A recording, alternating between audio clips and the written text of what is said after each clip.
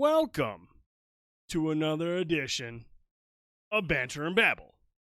I am the Dude 79, and joining me always, my esteemed colleague, Mr. Fanboy Tone. Mr. Fanboy Tone, what's going on, bruh? A little tired. So, are you a little tired? What happened, buddy? What happened? Just a long week. Long week? Long work week. That's the worst, man. We have a long work week, and you're only to Wednesday. Yep. And how are you? Pretty burned out as well. Yep. I had a long weekend. Went up north. Oh, that's right. I got drunk. Vouchery. I got a lot of sun. A mail strip show coming up. Man, did somebody leak the details of the show? Apparently, For somebody got the God's transcripts. sakes, man, why can't we ever keep that shit under wraps? Question. OnlyFans, though. Not here. OnlyFans. OnlyFans. But yeah, man, I went up north for a guys' weekend. A bunch of my buddies from like high school. We always get together one time a year. We went up there, dude, up to Harbor Springs. Very posh. Sounds like it. It's very posh. Where is that Lower Peninsula still? It's right up by Torch Lake and Traverse City. Area. Okay. Cool. And it is very, very, very posh, but very nice. And I mean, we ate like kings and we drank like idiots, like the village idiot. It was a hybrid of kings and lowlifes in one spot. And you wore Uggs, of course. Ugg boots. Oh, no, yeah. Crocs. Super posh. Crocs. Yeah, posh Crocs. Posh Crocs, right? Yeah, Ugg Crocs. Pika, I must have sent it to the wrong place. I am so sorry. But yeah, it was a nice long weekend, lots of sun, lots of booze, come back, and just a shit show for a work week. So, most displeased with that. What'd you do this week? Did you do anything, or did you just weekend work? What did I do Saturday night? I think more than likely. More than likely. Why not? When in Rome, fill a sock. Let's see. What did I do Saturday night? Trying to remember. I didn't know that was the saying. I always thought it was something else. My grandpa also shit and piss himself, so whatever. Wow. When in Rome, fill a sock. Right. Jesus. So I think, did I stream that night? I don't remember. I don't know. I was drunk Saturday night. Yeah, that's what I did. Yeah, you were. Saturday night. I stopped in. That's right. I streamed some more of The Last of Us 2. Yep. I played some more of that. Got about 3 or so hours more of that in that, and I got a good buzz on. And then Sunday, I ended up putting together Puppy Fence in the heat. Cappadocian, thank you again for your help this weekend with that, and repaired a chain link fence. Oh. A puppy fence? Yeah, since the dogs are small. I'm just calling it puppy fence because I'm just judging them by their size. Okay. You always judge me by my size. Yeah. Jeez, come on, man. Out with it. Quick, let's do another update on Last of Us 2. How you liking it so far? I'm having a great time with it. I'm about 15 hours into it. Just the drive of the entire game, the less linear feel than Uncharted feels, like going into like, there's a random building. I can get in there, but how do I get in there? I got to figure out. I use this. Or I could do this, and to get it. Pretty cool. Like they really give you they really make you feel like you're in like a post-apocalyptic setting or world, or whatever you want to say. Yep. Great exploration. It's just enough to not tell that it's linear. The game is still kind of linear because it's a story driven whatever, but there are parts in the story where it'll open up and you could go to point A and point B, that's fine, but sometimes there's some meat there in the middle that you could miss and some safes to unlock or whatever. So pretty awesome. Right. I'm having a blast. Love it. There's a lot of resources you can find in those hidden areas. There's a ton of resources, weapons and stuff to craft shit. I mean, it definitely behooves you to search the area. I missed a safe. I'm so mad. I'm pissed at you too, Pikachu, for missing that safe. Hey, quick shout out, Pikachu, made affiliate. Yeah, you did make affiliate. Nice work, Pika. Hey-o. Glad to hear that. All right, Pikachu made affiliate right here on Twitch, you guys. She's an awesome streamer. Make sure you check out her channel. Yep. She is affiliate. Yeah, she did get affiliate. Pretty BA. She's pretty BA. So awesome. really excited for her on that one. Yeah, man. I'm just a little bit further. Yeah, I'm probably about 25 hours in. It's a lengthy game, but I tell you, man, it's some of the best storytelling I've encountered in a game up to this point. There have been some bold choices. There's been a lot of things that Naughty Dog has done here that have obviously raised questions with a lot of gamers, a lot of people bitching about it. But from what I've played so far, this is one of the best games I've played in this gen. Now, again, there's still about 5-6 hours left. The game could completely fall apart. It could be like the dumbest ending ever. I have no idea. All I know is right now this shit is intense. I've been jumping and screaming every time I play because it's just getting more and more terrifying.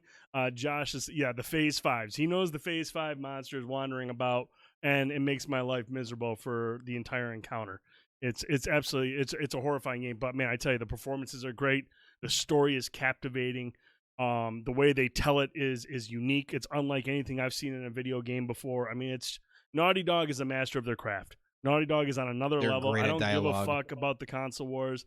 I play on Xbox. I play I play on every system. Naughty Dog is in a completely different spot than everyone else when it comes to storytelling. It's absolutely incredible. Yep. So really, really digging that. Other than that, dude, a lot of Destiny 2. I've been grinding again. You have been grinding again. A lot of good stuff going on in Destiny 2. Show everybody the engram. Just show them. You don't want to show everybody. Yeah. You got him himself. I got my engram light.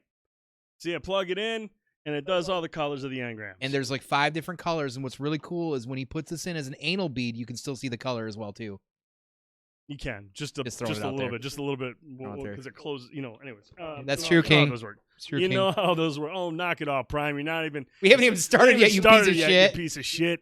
He shows up and does that, and then he goes to bed. I know, right? He's not even awake yet. Look at him. They're all going, hang on. First. Oh, God. First. Yeah, Prime wins. There we go. Oh, yes. What are we drinking tonight? Yeah. What are we drinking tonight? We are drinking Uncle Steve's. My dad? A traditional Irish-style stout. It's a little kick of bourbon in there or something, I think. I don't know. Shorts brew. It's really cool. If you can't really see it or tell, there's a leprechaun sitting there. Pretty sweet. We're the leprechauns. Right. Thought it was a good one. Also known as Uncle Touchy is what I called the dude earlier, but still. Uncle Touchy. Wow. Yes. It's first time I've had this one too. I've actually never seen this in any case before, so this was a completely like, oh, that looks cool. I should try that. No, it's good and it's tasty, man. It's really, really good. Really, really impressed with this one. It's got a good flavor. It goes down smooth from start to finish. There's nothing that'll catch you off guard. It's just, it is what it is. Yes, sir, Magus. Hunters for life, baby. Yeah, Let's go. He knows. Yes, just kind of come across some of the stuff in here. Prime, I've had this shirt for years. It's one of my favorite shirts. This is the Flying Spaghetti Monster. There's a whole script on the back, but I'm not going to read it to you. He boiled for your sins. He boiled for your sins. Noodliness. That's an awesome shirt, Ramen. Dude. Where can I not buy one? Go fuck yourself. Oh, that was rude. That was rude. No, as Prime alluded to just a moment ago, he couldn't hold his wad. We are going to do another He's got giveaway. 3 kids. He definitely can't. He definitely can't hold his wad. No. Yeah, the pullout game is not strong with Mr. Prime Gaming. Hey, oh my God, this guy's killing me right now. All right, so there you go. We've given away 6, and before I get yelled at, Cuddles and Zombie, yours are in the mail. They went out today. Get your items in the next month and a half. I didn't pay for the express shipping. Right. Fucking tightwad. But you paid some 10-year-old to bike them to you. Your shit is in the mail. Your pop figures. It's literally shit. Are on. I kept the pop figures for myself. I loaded a box full of shit. Literally shit. What's up, Luigi? How you doing tonight, buddy? But here's what we got left, dude. We're down to 2. We're down to 2, and I know some of you out there are eyeballing a couple of those. That sweet, sweet Deku and that sweet, sweet Moss Man. Deku and Moss Man. Yep, there we go. That's it. That's all we got. Two. And you know we'll have one more giveaway to get rid of that 8th one, but boy oh boy, it's been a long, nice venture for that. If you want one of those, Prime, don't even. You have to play, and to play, you have to enter. It's time to play the game. But Tone, yeah, give a shout out to our sponsor.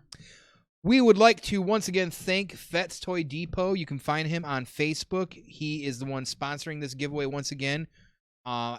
He is awesome for finding you any of your collecting needs, especially if it's Funko and now more. He's got a brick and mortar store and has huge outreach as well. Loves the network, loves to meet people, loves to talk to people. Give him a holler sometime. Follow the page, give it a like. Check him out. And if you're looking for something, holler at him. He might be able to help you as well, too. And don't forget, we are going to have a booth next year in March at the Midland Comic-Con. Banter and Babble will be there as well, and want to thank him for giving us that opportunity and allowing me to work with him to help put the thing together. So yeah, it's gonna be fucking exciting. Fun, dude. Yep. Are we just gonna like ruin it by just getting completely shit faced? We can get drunk in a mall.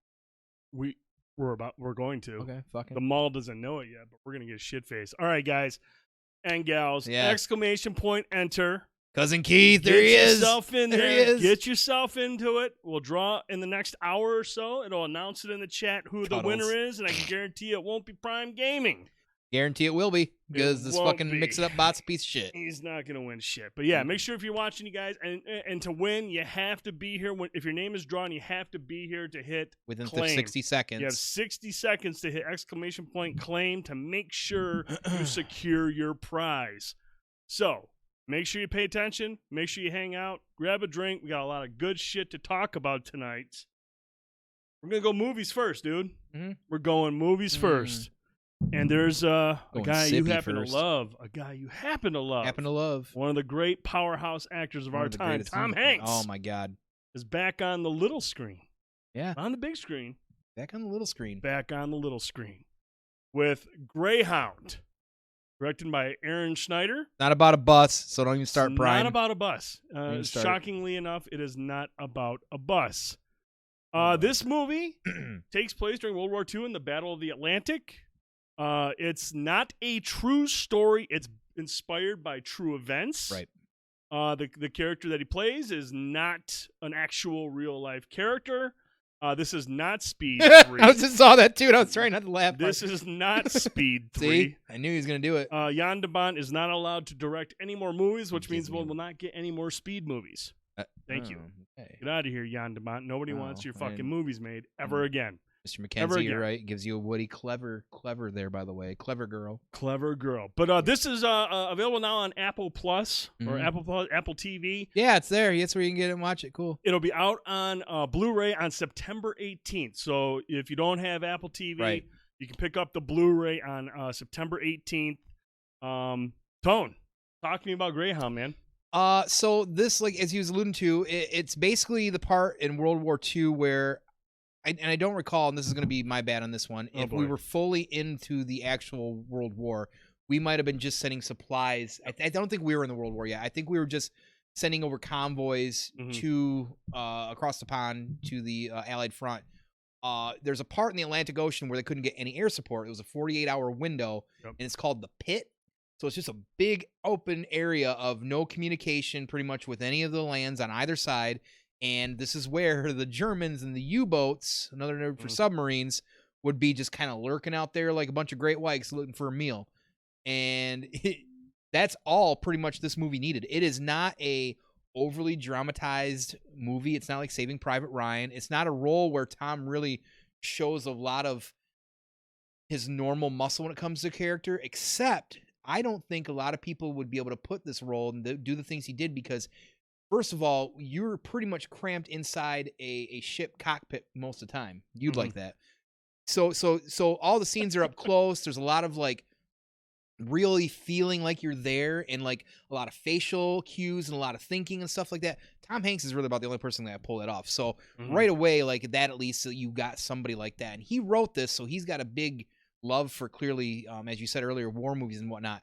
This movie, there are points in it, I'm not kidding you, like I clenched so hard I thought I was making a diamond because it's very on edge sometimes. Like it's an hour and a half long, which is short compared to most movies. Yep. Once it gets going, like I said, there's no drama bullshit. There's a little bit at the end, at the beginning. We'll get into that in a minute. But once it gets going, it's like, fuck. It's like watching like I know Pearl Harbor, the movie. No, it's not a great movie to watch. But when you're watching the part, the actual attack. Yeah.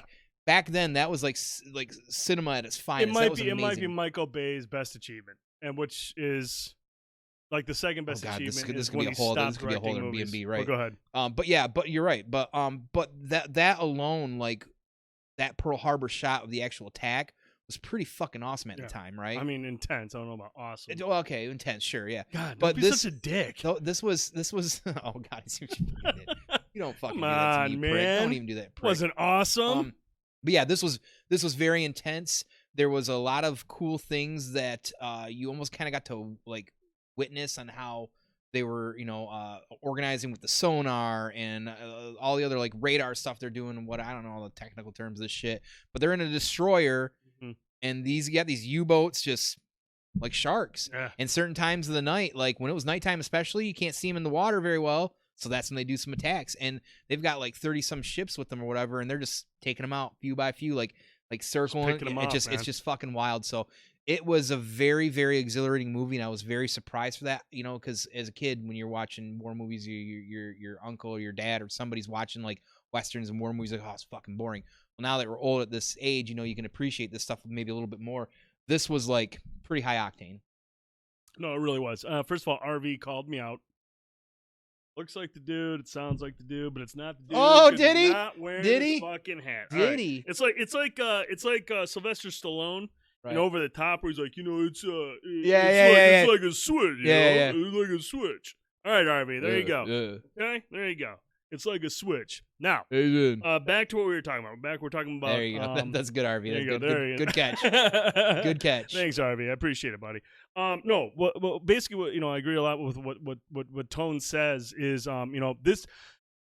I think what caught me surprised by this movie is because if you look at Tom Hanks's work when it comes to World War II movies, you think about Band of Brothers, you think about Saving Private Ryan. Yeah, he had a hand in that as well. A lot of these movies, while they do have the gritty combat that you would expect from these types of flicks, there's always that strong character development, especially in Band of Brothers, which was a series. So I mean, a lot of character development, a lot of story arcs unfolding, and it's those are great movies. This one, kind of, that stuff really takes the back seat here. Mm-hmm. You know, this is and I don't, at first that was a little jarring for me because I was like, man, yes, you get to see Tom Hanks, but it's in a different way. This movie from the start, with exception to the wasted Elizabeth Shue shit, we'll talk about that anyway because I know you think it's cool. I didn't say that. No, fuck off. Knock on. No. You sit down and you be quiet for a minute. But no, it's a 90-minute movie. So I mean, this isn't some like 2-3 hour bioepic. This is an hour and a half movie, and what they do is they try to focus on the job of the captain during this 48, 72-hour window without any air support. And their job is to protect these convoys, protect these resources that are being delivered across the seas, and it's nonstop. Because, as you mentioned, the U-boats are just relentless. Yeah, they're under the water. They don't have air support to spot them out. They got to go based on sonar and radar, which proves to be kind of inaccurate early on in this. Obviously, this is like one of the first few times they really tried to implement this stuff. It's not working as expected or as it's supposed to be. So it really conveys the difficult nature of this on-the-fly, moment-to-moment combat. Outsmarting your enemy. I mean, you're basically trying to play chess. Yeah. While driving battleships, maybe trying to play chess like in a car driving as you're driving 8. Oh yeah, like you're just trying to balance everything out, and it does a really, really good job of that. There's one thing this movie does: it has you on the edge of your seat. Oh yeah, because there's not a moment's rest. It's almost exhausting. It really is. It's almost exhausting. Like that's a good way of putting it. At the end, when I wanted to take a nap too. I was like, you know what? I want to lay down and relax. Take a little sleep. But yeah, there's not a whole lot of character development, but there are good performances around. Tom Hanks is, the guy just has to stand up there and just look the part, and he's good to go. I mean, that's what Tom Hanks does. It's all he has to do. Right. He's really, really good in it. And the action, for the most part, is really taut. There's a couple of goofy scenarios that play out, like the sharp turn to avoid the merchant ship.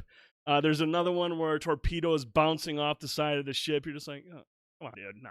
But other than that, it is a very action-oriented movie. Which, again, if you're expecting something like Saving Private Ryan or Band of Brothers, you might be slightly disappointed with it. Right. But at the end of the day, if you go in knowing what this is to show you how difficult this fucking job was. I mean, this character that Tom Hanks plays, this is his promotion. This is his first gig as the commander, the captain of a destroyer, and he has this fucking 48, 72-hour window with no air support where he has to juggle everything. The man doesn't fucking sleep through the movie. Right, and he's got to protect an entire convoy. He's on the bridge at all times, and if that's where Tom Hanks has the ability to really convey that sense of just weariness, like he's tired. He's an old captain. He's got these young dudes all around him, and he's like, I got to stay on this fucking bridge and do my job.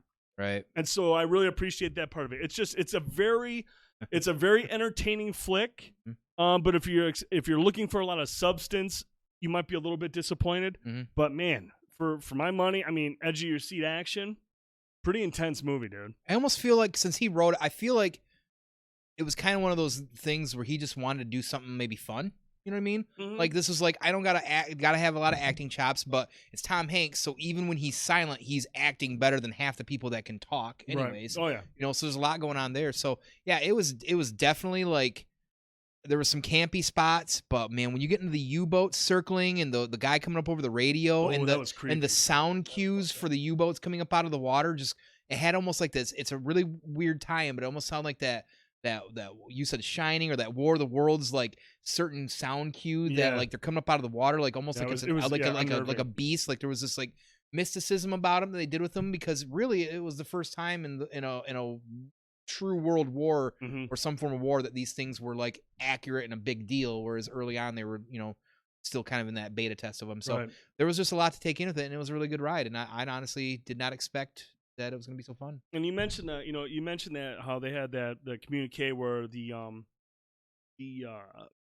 captains or whatever on the U-boats were intercepting airwaves, and they were sending like these demoralizing messages that were playing out across the radio on the ships. Can you last, Greyhound? Hey, Greyhounds, you're all going to die tonight, and all this stuff. And like, you don't get to see the enemies. You don't get to see the inside of the U-boats. It's not like Hunt for Red October, where Ramius is on the one, Sean Connery's on his ship. Then you've got the other one where it's, I think it's Stellan Skarsgård is the captain of that ship. And you kind of get these moments underneath with them, and you get the interaction. That's not the case here, but it's really cool because the director does a good job of just painting these U-boats as metal monsters. Yeah, beneath and the that surface. I think that's the whole and that point is about the it. And absolute point of it. That is the absolute really point of it, and it I does a liked that really a good lot. job. Like you said, every time they come up from the water, they have that music that plays. Yeah, you're just like, it was creepy. It's almost like, you have these metal beasts that are hunting down these ships, and it makes for a very intense stuff, because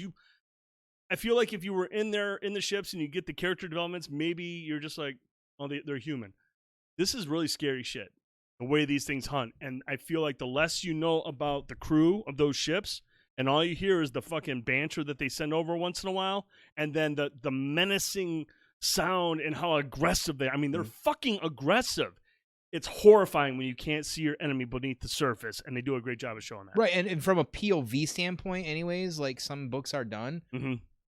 I mean, you're not going to get that perspective anyways. Right, Either they're going to live or going to die. So it is what it is. So you give them the right amount of cues to kind of like show that they're a force, or, your enemy or whoever you're dealing with. And that's just kind of what they did. Real quick, guys, before we move on, don't forget, !enter if you want to get into that giveaway as well, too. A lot of you have jumped in. Appreciate seeing you guys all coming in. Hello, everybody. We're glad to have you. Definitely. We got some good jokes going out there too. Everybody is doing their usual. Cuddles is doing his thing. Cuddles is doing his thing. But you want to one last thing really to touch on. You want to mention? You mentioned Elizabeth Shue. Yeah, let's talk about Elizabeth. Let's talk about Elizabeth Shue, and I could talk about that for a long time. Dude, I can't even tell you how many times I filled a sock watching Adventures in Babysitting when I was younger. Elizabeth Shue is a fine woman and a great actress. They're done, man. But she is a complete waste in this movie. Yeah, she is. She really is. But explain why you think she's of some value. So she was a waste in the movie because at the beginning she's there and she's in a so one of the big things I think that soldiers have as something to come home to them. You see them in a lot of movies and a lot of things as well too. They're always writing somebody, or they always have a love at home or something like that, a wife or whatever it is. Sure. I think she's supposed to be that like one like beacon for him to like focus on to get through, because at the beginning of it she's there, she gives him an item that comes back into play, and you really don't, that's really the only drama in this movie. And like, while I do agree that it's kind of a waste, because did you really need Elizabeth Shue to do that? You didn't need that, right? It's just like she wanted a Big Mac for dinner. I don't know, maybe she got a coupon or something. I don't know, but for him, for anybody that goes to war, there's always, some driving force or reason to bring them back. And it's that love connection, or that connection with somebody, because otherwise you're going to fight off for your country hundreds of miles away and you're doing it for alone, and it makes you, feel like there's nothing there. So, for him, that was kind of his driving force, I think, to try and survive at least in a situation. So my question is that supposed to be the reason why he was so good at what he was doing, and not to the step side of the fact that maybe he was great at his job, but maybe he did an extra great job because he had a driving force, and that was his driving force, was to go home to his lady or whatever the reason it was. And I think that's really, besides the item that he gets from her, I think that's the main drive for him, to be there for him. No, yeah, and that part of it, I guess that makes sense. But if that were the case, I would have liked more than like 3 or 4 minutes. But again, in this type of movie, I don't think that's what they were. I don't think that's what they were going for. And I guess it's just more or less the fact that they bring in somebody like Elizabeth Shue, who's very talented, to literally have her be there for 3 minutes, shoot him down, and then leave. Right. And then I think she has like a flash in his mind later on in the movie, and that's literally it. And you're just like, okay, this is just kind of whatever. And I think again, it just comes from the fact that this movie wasn't necessarily looking to flesh out characters or a lot of drama. It is what it is, and I think that's this is what he wanted to do. He's clearly a fan of wartime and doing movies like this. I think he just wanted to do something that was a little bit more outside the box that he does. So, and it was an hour and a half long, which is pretty rare for those kind of movies. Yeah, I mean, hour and a half, and it goes by 3 or 4 minutes. Starting to sound like a girl. I want more than 3 or 4 minutes. Come on, Cap. Like 3 or what is it? 1 minute with the woman feels like an hour, or 1 minute with my son. Feels like an hour. I can't remember what it was. There's some kind of a cool saying that I'm just not fucking cool to say. So, but overall, good movie. Entertaining. Yeah, definitely watch it. If you even like Tom Hanks remotely, or even a war movie, whatever it is, even if you just want to watch an hour and a half flick of some wartime battles, watch it. It's a good movie. It's entertaining. It's entertaining, and some of it there's the CGI. It's very heavy. But it's done in a cool way. It's not like overboard, but this is a movie that relies a lot on action, and it's exhausting. But when you think about these captains that were in these situations, that's the point. It's exhausting. I'm the captain now. I'm the captain now. Cap even said it earlier. Overall, good movie. And again, it's available now on Apple Plus. It'll be out on September 18th. All the apples. On Blu-ray. So make sure you check it out if you aren't on Apple. Moving on.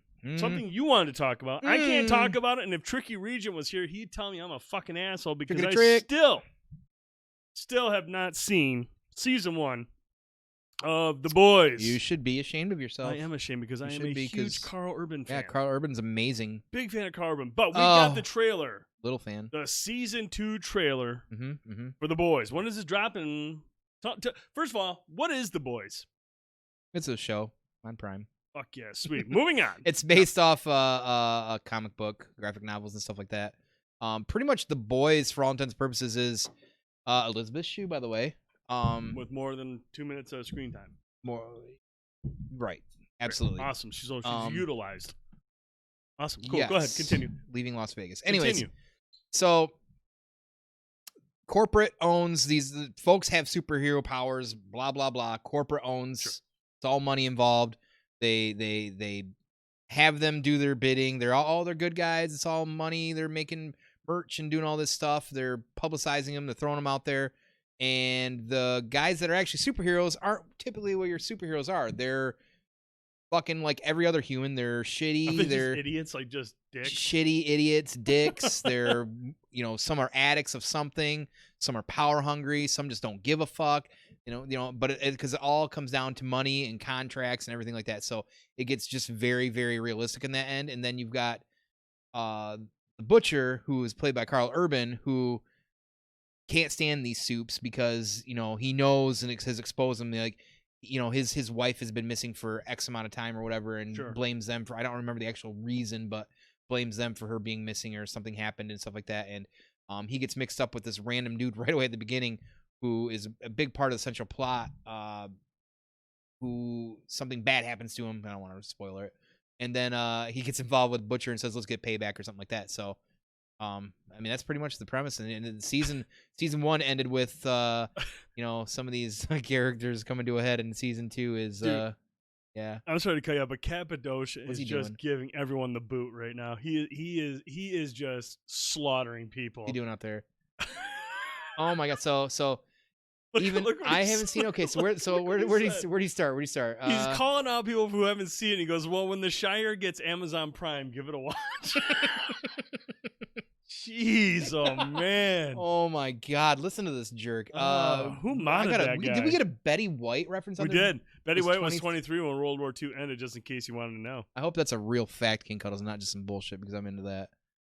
That's I hot. can't believe you guys haven't seen The Boys yet, though. It's really you're a jerk, by the way. No, It's really good. I feel And bad, and the man. next I feel season, bad. like Feels bad. Prime Video, it's back and forth. Some of their stuff's just kind of Some of their stuff's really good. This one's really, really, really good. And you know, we're in an era where clearly, like even anime with My Hero Academia, everything is tapping into the superhero stuff. And I love nothing more than, especially the original Wanted comic that was based in the superhero era as well too. That the terrible movie was not even closely based off of, but. I love this thought that the people you think they are, that you look up to, good guys, aren't really like that because they're just shitty humans with powers. That's all they really are. So it's a really good story, and I'm excited for the second one. I'm definitely gonna try to squeeze it. When does the next season? When does the next season start? Do we have a date? Yeah, I don't fucking. What is it? October? July? Is it July? We're not an informative show, you guys. Apparently, we don't fucking watch the end of the trailer where it gives you the date. Carry the 3 cubed multiplied AB plus 4. And what's the date on that, Cap? I did. You know what? I bet you if King Cuddles was sitting here, he'd have everything fucking ready, wouldn't he? Yeah. Cuddles would have. Once you Cuddles. There we go. 9/4. That's what it is. Just like everything else. That's also Google the same. knows. Google's NBA comes out that day as well too. So Google's a liar. What does? NBA 2K. Oh, does it really? We'll talk about that in a little bit. No.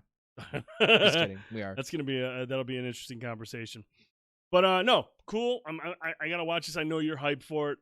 So I have until September 4th to get my shit together. You do. And watch season 1 with my awesome elaborate explanation of dark superhero stuff. You did great. You done good. I'm really proud of you. I'm really proud of you. Can we edit that? Start over? No, at all. Shit. So we're good. All right, moving on. We have another trailer we want to talk about. Do we? We do. This one's pretty hot. You ready to see? You ready to watch it? Yeah, I'm ready to watch it. This is way hotter. This is pretty sexy. Yeah, this is actually really sexy. Excuse you. So, Ubisoft, as usual, doing a piss poor job keeping their shit under wraps. Yeah, they're not good at it. They're not good at it. What is his name? Giancarlo Esposito. Lots of talk about. Hey, he's gonna be the bad guy. He's gonna be the antagonist. Oh yeah, you want one? Use your tooth. Do the cool thing. Come on, man. God, stop being such a pansy. Anyways, hurt my enamel. FarCry, a great series that's known for its villains. Giancarlo Esposito. I don't know. Prime always corrects my. He's a Gustavo to me. I don't know. What is Gustavo? Giancarlo Esposito. You would know him as Gus from Breaking Bad, and he's also Moff Gideon. Moff Gideon, yes, Moff Gideon. Gus, the Mandalorian. Yes. So very, very cool that he's going to be the antagonist, and the Far Cry games have always been known for their great antagonists, for their villains. I mean, we had Vaz, even though he dies like an hour into the fucking game, which was weird. Pei Ming, I think that was his name, in Far Cry 4. The Saber-Tooth Tiger. And Far Cry Primal. I mean, I guess that would be your bad guy, right? Shut up! I like that game. No, I'm going to talk about that. You know what, dude? I saw you talking about that the other night. I do like Primal. I actually love that. I think Primal's fucking sweet. That has one of the best atmospheres in a game. Very underrated. In a long time, dude. Popping my headphones on, playing that shit was fucking. It was really, really good. They did a great job. Too, when they're all lurking around you and you don't know where they're watching your scent and shit. Yeah, it was fucking wild, dude. I was a big fan of Primal. I thought that was actually. He is Pierce's brother on Community. Who I forgot about that. Giancarlo Esposito? Yeah. I was not aware of about that, Prime. God, that's good. Not aware of this. See, that's what Prime does. That's what Prime does. You know, Cuddles makes you laugh, Cappadocia makes your nuts hurt, and Prime gives you the facts. He just gives the mods are the best mods in the fucking world. Give them a round of applause. Yeah, give them a round of applause. Thank you. Round of applause for the mods. They know their roles and they do them well. But we're going to check out the trailer right now. We're going to watch the trailer right now. I want to give you guys and girls an idea of what to expect from Giancarlo Esposito. This shit was pretty hyped. I actually think this was a really, really strong trailer. Yeah. Check this out.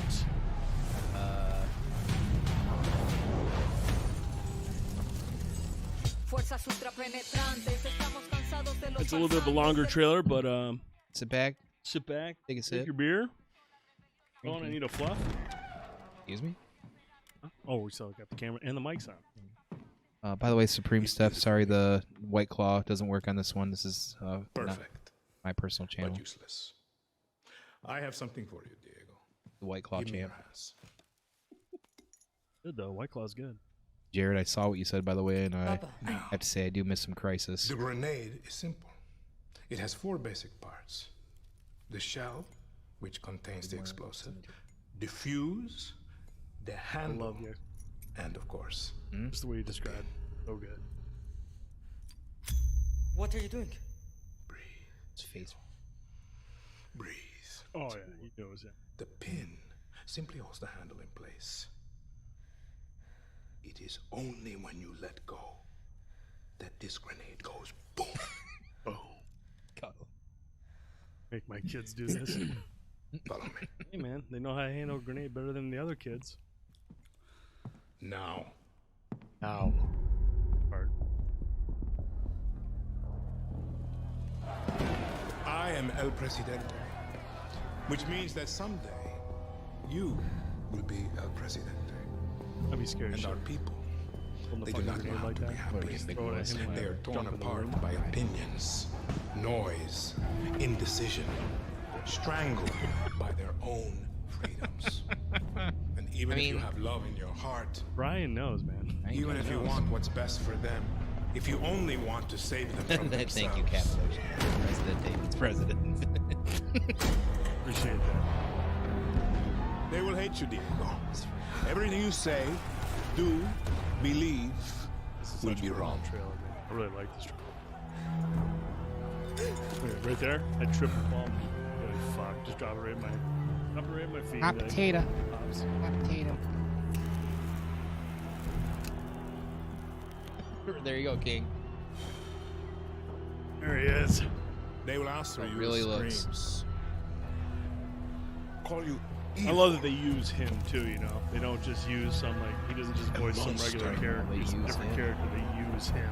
and give you It's the looks he's got. He's got that resting bitch face, bro. That scares the shit out of you. So you tell me, are you evil? Yeah. Are totally you gonna be on the Switch? a monster? Missing a few sprites. Runs exclusively on the Switch. at Because 12 our frames. country Really, really is good. like this grenade, except like it a has flip 2 book. Actually, the entire basic game is parts. the trailer. Yeah, it looks like a flip Our book. people.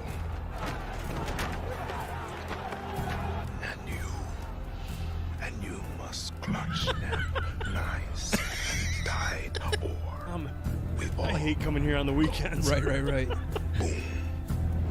Makes me hold cupcakes. Dad makes me hold grenades. I mean, Ubisoft games. I mean, they just look so good. You know, at least they're You understand trailers now. and their cutscenes, etc. But I think this is probably Brilliant. going to be the next current gen, right? I think it'll be. Oh, it's next Oh, it's next fall. February. So Oh, probably on all. Yeah, they know what they're doing. FarCry, take the money. Watch go. more from Far Far Cry, Cry 6. 6 comes out in February. I want to say it's the 21st. Yeah, 21st of It February. was the 21st. And you know that's a wild trailer, though. I mean, it's a really Yeah. good trailer, and obviously gives you a chance to see, Giancarlo Esposito. and just, they make him the entire. I mean, like that's all the trailer. Like yeah, they don't do anything. I mean, I know a lot of the trailers when it first come out, it's going to be similar like that with a lot of games. But they throw him in the middle of it, and he's a complete center of it. So you're getting him to the fullest. So whatever they paid out to him, awesome. And he's been embracing his nerddom. I mean, the dude's in fucking Star Wars posing with pops that he has of his characters. He's into the nerddom, dude. He gets it, which is great. I love watching these actors like that, like these older actors. Like it reminds me of the guy who does Zavala. His name escapes me. It's gonna piss me off. He You was in talking John about Wick. Goliath? Oh no, the other guy. Man, yeah, what's his name? God, wow. I love it when it gets to like 9 o'clock at night. I turn it into my grandpa and I can't remember anything. The guy that does voices of Zavala, he's also in John. He's Mr. Week. He's the guy that runs the hotel. There you go, Jared. Yeah, it's like Death Stranding. God, We have I to can't hold a believe I grenade the whole can't. time. I say his name all the time when I'm talking about. I was like, oh, old boy does this. Does a commercial. Yeah, he was in Lance Reddick. Thank Lance you, Lance Reddick. Reddick. Yeah, Yes, yeah. Lance Thanks, Reddick. Cap. Thank you. As just an older guy that dude. Lance Reddick has fucking Destiny shit all over Patrick Stewart. another guy though. I mean, that's perfect. That's another good example. Patrick Stewart. Yeah. Old dude loves nerd shit. Oh, so does his buddy Oh, Ian. Ian McKellen. Yeah, Ian McKellen. they embrace all that nerd stuff. It's pretty rad. But I mean, this was a cool trailer. I like the Far Cry games. I think they're a lot of fun. We know, King. We know the way they let you kind of use the environment to your whatever you want to do to cause whatever kind of chaos you want to cause. Mm-hmm. A lot of freedom in a Far Cry world. I always like taking down the outposts. I like trying to doing things stealthily instead of making a lot of noise. Go through and wipe everyone out. How's that work out for you? Do you prime it? No, yeah, I do prime. I'm gonna go stealthy and then throw like a bunch of fucking grenades and drop a nuke. Like whatever, dude. It's no, this was a really, really good trailer. It was an effective trailer, awesome voice cast. Obviously, now there's a little bit of speculation. I don't know if it's been shot down by Ubisoft or not, but there's a little bit of talk going on that this could possibly be a prequel to Far Cry 3. Now, I know the name of the character, or the son's name is not Vaz, but there were people saying, is this Vaz when he was younger? And I don't know the correlation between, or the connection between Vaz and what's going on here, but there's some people talking that this is somehow connected, that might be Vaz at some point. I don't know, but that was a rumor swirling around. People were talking about it, that could. Because that's why I was wondering, Brian says that, like, it's not a prequel of Far Cry, it's set in modern day. Is it? Because I wondered it looked like it was, and then I saw some older cars, which I know, like, in that era. Caps out. The kid has an eyebrow scar, same as Vaz. He has a scar right on his eyebrow, and so does Vaz. So there was a lot of people talking about how this might be a prequel, right, to some effect. I mean, yeah, it's modern time, but I mean, it's not like Vaz was so much. Also, Vaz was born and raised on the Rook Islands. He says so in Far Cry 3. This kid's pretty young though, man. Some kids don't remember shit. Unless it was after, this game that he ended up on Rook Island. It's clearly, okay, first of all, clearly, Brian here said, I like Far Cry games, but I have to admit most of the games feel a bitch like the same with a different setting. That would be one honest, good critique that I do agree with. I will say, clearly, sounds like you've played them enough because you've got enough information out there. However, I would counter with saying sometimes if the wheel's not broke, don't fix it.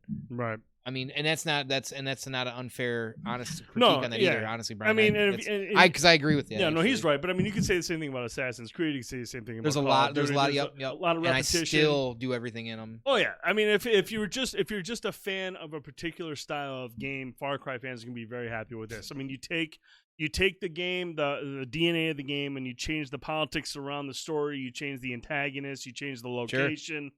And there you go. It's another Far Cry game. I mean, when you say Far Cry, you don't want to deviate too much from what makes it a Far Cry game, because people buy Far Cry games because they're fucking Far Cry games. Fun. And yeah, you're absolutely right. And that's a good point, Cappadocian. Yes, it's a sequel to Far Cry Primal. I think every game is a sequel to Far Cry Primal. I'm pretty sure at this point, yes. Yeah. But yeah, it definitely they pretty much, and don't they like use kind of the same map on a lot of them too? I know Primal had one of the same maps, and that was like because they just wanted to like show that it was basically a prequel to the whole series and stuff like that, and some of the characters and stuff like that. There's some shticks, but I don't have a lot of experience playing a lot of them. Primal was the one I probably played the most. I wanted to play 5. I've just never really played a whole lot around with them. They look awesome and fun. I have no ill will towards them, and people love them, and they always look great. And that's I love Ubisoft. It's a love-hate with Ubisoft, and usually it's a lot of love. So I was gonna sit here and say, I mean, obviously people love them. This is the 6th or 7th game, but then I think about Police Academy 6, City Under Siege, and then Mission to Moscow. I didn't want that, so maybe you can't just say yeah. But maybe you wanted more Tackleberry. Rest in peace. David, he passed. He passed shortly after. He passed away shortly after Mission to Moscow. He was like after Tackleberry and Jonesy were my favorites. Oh man, I love that. I even liked Mahoney for a little while. I even liked Mahoney. Steve Guttenberg. But then you had Bobcat Goldthwait, I think in 2 and 3. He might have been in 4 too. But yeah, once we got to Police Academy 6.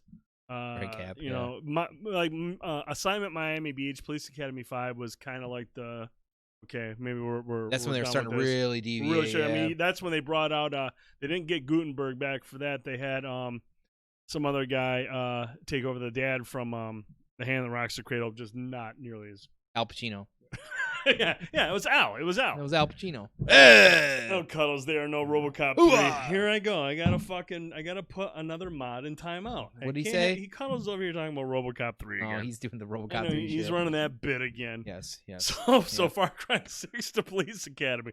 Hell of a transition. Yeah, right. I don't do transitional material. Go figure with banter and babble. Prime, you're right too. That is kind of going back with what we were saying about Far Cry's not really necessarily needing to change. They don't spam them like they did ACs, and it's anywhere from 3, 4, 5 years till they come out. So I believe Far Cry 5 came out 2 years ago, so it'd have been 2018. So it's 3 years. Dude. It might have been 2000. I'll say that's been 3 years out or so. What year did Far Cry 5 come out? Mods or not mods? I know this is Cuddles and Cap are gonna beat the shit out of each other. Prime. When did Far Cry 5 come out? Like watching Saved by the Bell. Is he going 2018? He might be right. It might be 2018. But but yeah, the fact is there you go. Thank you, Brian.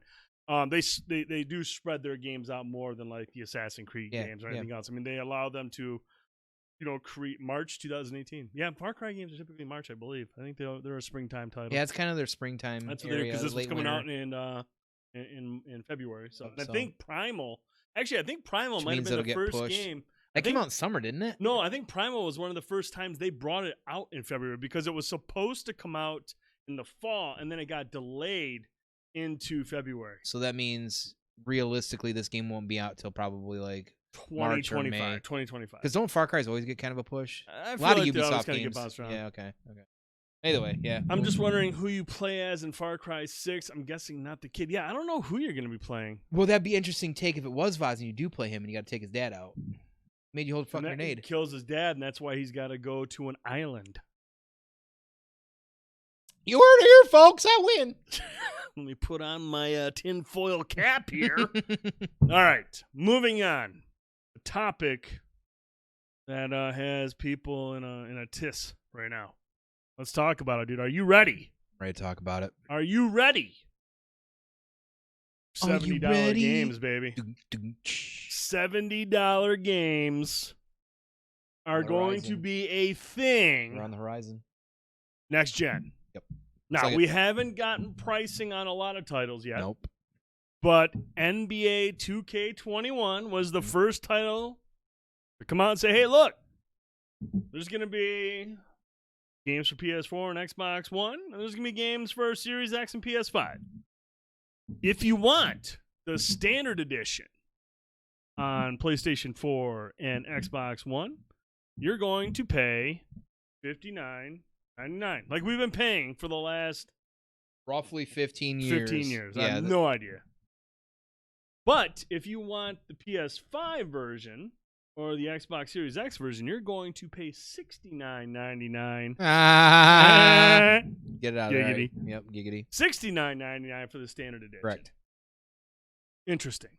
Now, if you want to go cross-gen, do you? If you buy the $59.99 version on PS4, you're going to have to buy the $59.99 version. At least. Or $69.99 version on the PS5. Right. So. But, hold on. According to this little thingy. Right there in that second column, you'll see for $99.99, you can get the Mamba version, which will lock you up for not only the PS4 or Xbox One version. You'll also be granted permission to download the PS5, Xbox Series X standard version. They do give you 100,000 VC, though, to kick back on each side. Sweet, man. So you basically get 100,000 VC for the PS4 and X or One, whatever. And then when you get that $60 version for the next one, you do get a kicker of another 100,000 VC. Sweet. Which, I think that like halfway maxes out a character. I mean, even when I played that game, I don't know what the fuck any of that stuff is. So anyways, I know. But, I got this. The big conversation right now is this the beginning of what we're going to see with next-gen titles? I'm going to go with yes. You're going to go with yes. I'm pretty sure at this point, and 2K is always kind of one of those trendsetters. They don't give a shit what anybody. They know people are going to buy the game. They know people are going to they know that 2K is going to sell, and it's going to sell like hotcakes. no sports title out that sells like that sports title at all. Not even Right. close. I mean, MLB could be argued it's the best of all sports games that comes out every year, but NBA will sell more than Madden and MLB combined in one sitting in one day. So, they know, should we real quick before we get too deep in this? If you have not entered yet into the giveaway and want to win one of those pops, everybody, don't forget to hit the exclamation mark enter. 20 minutes. 20 minutes for that is decided. 20 minutes so to join. If you've come in later and have not had a chance to enter, we're not going to pick on you. Like just hit that exclamation mark, hit enter. Get a chance to win one of those pops. We appreciate you all for being here. We appreciate you all always supporting us and whatnot as well too. So, yep. But yes, to put it pretty simply, yes, this game will sell no problem at whatever price point they put it at. Clearly the best value, like regardless, is going to be for the $100 Mamba version on the PS4 this current gen and get that digital upgrade to the next one. Because again, you get 100,000 points VC kicker anyways, so that's good enough towards some of your maxing out your stats on one of your characters. So some of the stuff doesn't carry over. I believe it's like your My Career don't carry over. That's but some people are like, it doesn't matter, whatever. I'm getting digital version of the game, because a lot of these folks buy VC so much. I know people who buy, and I'm not kidding you, at least once a month, $100 worth in VC. No problem. Fucking serious, I am dude? Not kidding you, and it's not a joke. And honestly, it's if you're playing and you're having a good time and you don't really spend your money on anything else, whatever, right? More power to you. But it's games like this and Grand Theft Auto that really make that cheddar for that DLC stuff. So the enticingness of getting a digital version of the next gen just by buying the $100 version they were going to buy anyways, right? No problem. It's literally no problem at all. Yeah. No, I mean this. I feel like this has been a long time coming. You know, and the VC stuff. When you talk about that stuff, microtransactions are always going to be a part of games. And I saw some people saying, "Well, now that they're $70 games, we better not see any microtransactions." They ain't going anywhere. Yeah, they ain't going. And I don't understand. Ask Rockstar. Like here's the thing, man. Like for the VC stuff and for cosmetic items, V-Bucks. I don't understand the outrage. I really don't. I think a lot of the time it's just people trying really hard to debate something. I don't give a fuck about cosmetics and VC and cards and Grand Theft Auto. I don't give a fuck about them, but I sure am glad that you, who likes to buy all these cards on Grand Theft Auto to get the money because maybe you can't play the game as much as I can because I'm a loser, you can go in, buy these cards, and buy all the cool shit you want so you can roll with your boys. I'm glad you have that option because it doesn't affect me if you buy them. Microtransactions aren't going anywhere. And if they're cosmetic or if they're just so you can buy cool cars and shit like that, leave the fucking people alone. Everyone cares. The price of these games are going up because they're expensive as fuck to make. It's a whole new world when it comes to game development and voice acting. How much did they pay out for Giancarlo? Right? You know what I mean? Troy Bakers. Yeah. These guys, dude, these aren't like the games of the past where you got some fucking goofball. Like, I think immediately, Resident Evil 1, great game. Voice acting was fucking atrocious. Atrocious. I found Zombie. Yeah. Do you remember that when the video started and the voice work? You were like, "Oh my god." Yeah. Oh yeah. Like PS1 games back in the day. If you stop and listen to the original Resident Evil, the voice acting is so cringely bad. It's so awful. But now you've got Troy Bakers, you've got the Nolan North, you've got the Laura Baileys, you've got Ashley Johnsons, you've got these people who are bringing these characters to life. This shit costs money. Making these games look fucking beautiful costs money. Yes, the publishers are making a shit ton of money. You fucking bought into it when you started playing video games. Anybody who came into this that said, look, gaming is my hobby, it should be cheap, is fucking delusional. Gaming is one of the most expensive hobbies there is. We've come to peace with that, you guys. The prices are going up. Microtransactions aren't going anywhere. Right. Accept it. Fucking move on. It's that simple. Right. This has been a long time coming. MOBA These games. are huge games. MOBA games too. Like, Cappadocian, for instance, he started playing one of those Marvel games, right? And those are fun, free mobile games. You can play them. If you're playing a game 20 hours a week and you haven't paid a dime for it, and you decide to spend $10 on a character, so fucking what? Those guys, you're playing their game for 20 hours for free. You don't think they deserve a little cheddar too? Maybe they want a Big Mac. I don't know. Whatever it is, dude. If the game is that good where I want to pay for it, kudos to them. And you know what? If I don't want to pay the $10, guess what, dude? Don't have to. No, you don't have to. Don't have to. Nope, don't have it's to. Just, dude. That's just the way it is. It's right. just the way it is. That's how they've been able to keep the prices low for so long, or not low, but not moving for so long. But that, dude, at some point, it has to go up. The bar has to be. Because like we're looking at games now too, and systems and consoles and whatever you want to say. We're looking at stuff that's costing more. I talked about it last night on B&B Quickie, right? Mm-hmm. Miyamoto got $800,000 to make Mario Brothers 3. What would that translate into Last of Us 2 this year? How much did that cost to make, right?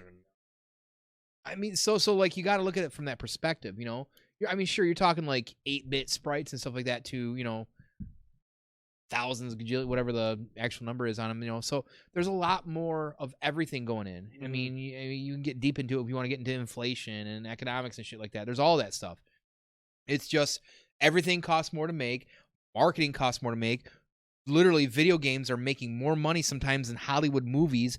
It's it is Hollywood. Mm-hmm. Voice acting is to the point. I know the Video Game Awards were kind of a joke at first, and Spike TV was just kind of like half jerking off while they're doing it. But I'm telling you guys, going further, it's a serious medium, and going further, eventually one day, it's going to be like the Oscars. It just is. Mm-hmm. Troy Baker's going to be like 80 years old and winning some fucking award for doing some dumb character on Borderlands 74. And no one's going to care because it's Borderlands. Right. So, I got it in Prime. I did it. And then, and I understand, yes, people are like, oh, these publishers are just getting fucking greedy. They've been greedy since the 80s. They're always greedy. Right. Just because they're bumping it up $10 right now doesn't mean that's the first time they're going, hey, wait a minute, we can make a buck off these guys. Right. They've been fucking greedy from the start. Right. Ads are way more expensive now. You've got way more different outlets, things like that. And look, dude, it sucks. Because now I do have to think a little bit more about which games I'm going to buy. Sure. I can't go crazy. You especially, yes. Dude's yelling at us again. Sorry, man. I can't. The thing is, man, I can't stand delusional people. You know what I'm saying? And right. If there's one thing, I'm a gamer, you're a gamer, a lot of people in the chat are gamers. And I love gamers, but at the same time, man, I fucking can't stand some gamers. You know what I'm saying? I know. I agree. I agree. Some gamers are the most entitled people on fucking earth. And when I hear their arguments, people forget that these are businesses first and foremost. They don't fucking care. As long as they see you and I and all you guys at home. The publisher side of it does not They don't fucking care. And guess what? You guys want, and this is going to be the funny part. All the talking heads, the Aaron Greenbergs, the Jim Ryans, the Phil Spencers, the Yoshidas, they don't fucking care either. They don't care. They're going to go out there and they're going to say all that cool shit and you're going to be like, oh, fuck yeah, he understands me. He doesn't give a shit. He knows you're going to buy it all. Yep. He knows you're going to buy it all. Give me the money. So stop putting these guys up on pedestals going, oh, he gets us. No, he gets your spending. He knows what you're going to do. They all know what you're going to do. Can we give a little love sometimes to the developers at least? Absolutely. And that's why we can spend the $10 on the MOBAs and once in a while buy a cool car in GTA. Like somebody mentioned earlier. Somebody said, I think it was Brian, if a game is fucking good, I enjoy playing it. I don't fucking care if I have to buy some stuff. And let's be honest too. Like, and we're going to come back to that, Jared, because I know you got some extra perspective. Ooh, okay, I like that. Going back to Ubisoft, by the way, they've been preparing you this for a long fucking time because if you want the complete game of any Ubisoft game this generation, you got to pay at least $100 fucking dollars or $109 to get the season pass, to get this extra DLC and these extra missions. And that's the thing. You can buy a $60 Ubisoft game out of the package. most times it's a great game. You're gonna have a good time. It might take 3 months for the servers to work, and it may take a year for the game to be awesome again. You're still gonna play it and enjoy it. Rainbow Six, Divisions, or whatever. But to get the full experience, you have to pay.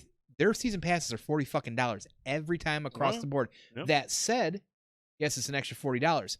They give you so much game in that $40 for most of them, like the Creeds and stuff like that, and the Far Cries. You get a lot of content and extra stuff. Oh yeah, and it keeps that game moving. They love the live service. We and all get that it, stuff. Tone. You like Odyssey. Do because honestly, I put 167 hours into Assassin's Creed Odyssey, all the expansions and DLCs. But that's my point. I could have played just the game and had 100 hours, 120 hours. I got another 40 or 50 hours out of that game for the $40 that I got for that expansions. Right. You're basically getting more, and that's the joke about it. You're getting more game in some of these $40 season passes, Ubisoft, than you're getting in people you're paying. I don't know. Let's go back to Resident Evil. I like to do that. Resident Evil 3. You get 6 hours, replay it. 6-8 hour game. Yeah. Okay, that's Super my point. Fun. So, yes, but Jared had some. Yeah, we're gonna go up here to Jared's what did he say? Here's what he said. He said, "This is for the people who listen on iTunes and Spotify. Can't make it here live. You can listen to us on iTunes and Spotify and just about every other podcast platform. Audio, we're just as sexy."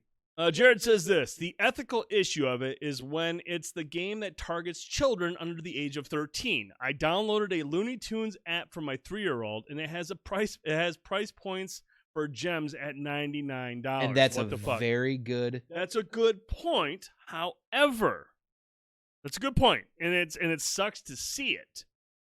You know what? There is a 1% in this country. There's definitely some pervert out there. And they want little Timmy and they want little Sally to be able to get all the cool shit. And while it for me, I'd be like, no fucking way. Right. Mow my lawn now. Hold this grenade. Yeah, hold this grenade. Right, hold the grenade and explain how it's going to work. Right. I'm not paying for it. But there is a parent out there, a lot of parents, who are going to go out there and be like, you know what? I'm going to buy it. And all of a sudden, dude, it doesn't matter. Mm-hmm. That's why it's there. Yes, it sucks for most of us to be looking at that and be like, shit, man, $99? Really? I'm not buying that. And it sucks. But at the same time, there are some parents who are like, oh, $99? Here's the Platinum Steel card, kiddo. Have fun. That's who that's targeting. And if they want to use those folks, cool. Buy it all up. Buy some for your friends, too. I mean, I have my phone locked, so they can't be purchased yet, but not all parents do. That part, and you know what? I mean, if the kids are going to grab the phone, and they're going to go on and guess what? Then we're going to have a stern talking. But I'm out $100 and I got to have a stern talking. Great, mom's got to get hold of the Googles. But at the end of the day, though, if that's the case, that's my fault as a parent. Not locking my phone.